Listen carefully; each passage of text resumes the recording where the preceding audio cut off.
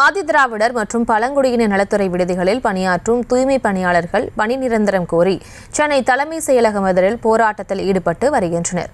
இதுகுறித்த கூடுதல் விவரங்களோடு இணைக்கிறார் செய்தியாளர் ராஜேஷ். வணக்கம். அவர்கள் கோரிக்கை என்னவாக இருக்கிறது? விவரங்களை வழங்கலாம். தமிழ்நாடு ஆதிதிராவிடர் மற்றும் பழங்குடியினர் நலத்துறை சார்பில் பள்ளி மற்றும் விடுதிகளில் துப்புரவு பணியாற்றக்கூடியவர்கள் தற்போது தமிழ்நாட்டின் பல்வேறு மாவட்டங்களில் பணியாற்றக்கூடியவர்கள் அனைவரும் ஒன்று திரண்டு வந்து சென்னை தலைமைச் செயலகத்தின் முன்பு அவர்கள் போராட்டத்தில் ஈடுபடவும் முதலமைச்சரை சந்திக்கவும் அவர்கள் வந்திருக்கிறார்கள். அவர்களுடைய கோரிக்கை என்பது 13 ஆண்டுகளாக நாங்கள் பணி நிரந்தரம் செய்யப்படாமல் சொற்ப சம்பளத்திற்கு வேலை பார்த்து வருகிறோம். எனவே எங்களை பணி நிரந்தரம் செய்து எங்களுக்கு உரிய ஊதியத்தை வழங்க வேண்டும் என்று அவர்கள் கோரிக்கை வைக்கிறார்கள். தற்போது அவர்கள் வாங்கக்கூடிய சம்பளம் வெறும் 7000 ரூபாய் தான் என்று குறிப்பிடுகிறார்கள். எனவே வெறும் 7000 ரூபாயை வைத்துக் கொண்டு எப்படி எங்களால் குடும்பம் நடத்த முடியும்? எனவே நாங்கள் அரசு பணியில் இருப்பதாக எங்களுக்கு மற்ற சில சலுகைகளும் கூட கிடைப்பதில்லை. எனவே நாங்கள் கடுமையாக பாதிக்கப்பட்டிருக்கின்றோம். துப்புரவு பணியாளர்கள் காலையில் சென்றால் மாலை வரை இருந்து அலுவலகம் முடியும் வரை இருந்து கூட்டி பெருக்கி கழிவறை முதற்கொண்டு சுத்தம் செய்யக்கூடிய அந்த பணிகளை நாங்கள் செய்து வருகின்றோம்.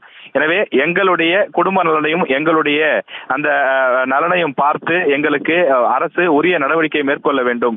13 ஆண்டுகளாக உழைத்து விட்டோம். இனியாவது எங்களுக்கு பணி நிரந்தரம் செய்து எங்களுக்கு உரிய ஊதியத்தை கொடுக்க வேண்டும் என்று அவர்கள் கேட்கிறார்கள்.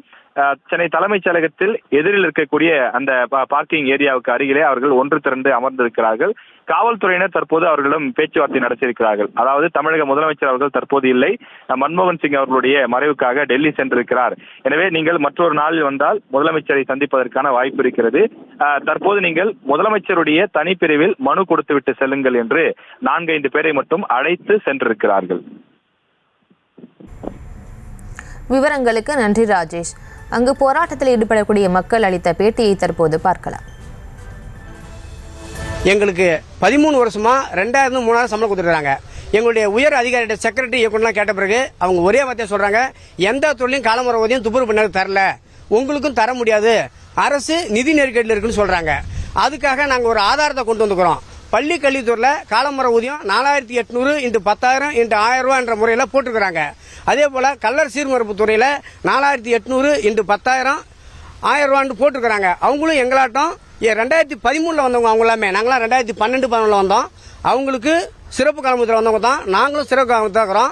அந்த துறைக்கு கொடுக்கும்போது எங்களுக்கு ஏன் கொடுக்கூடாதுன்னு எங்களுடைய செக்ரட்டரி அம்மாட்ட நாங்கள் கேள்வி கேட்டோம். அது அரசு தான் முடிவு எடுக்குன்னு சொல்லிட்டாங்க. அரசுன்னா யாருன்னு நாங்கள் செக்ரட்டரி அம்மாட்ட கேட்டதுக்கு முதல்வர் தான் எடுக்கணும்னாங்க. அந்த முதல்வரை சந்திக்க தான் இங்கே வந்திருக்கிறோம்.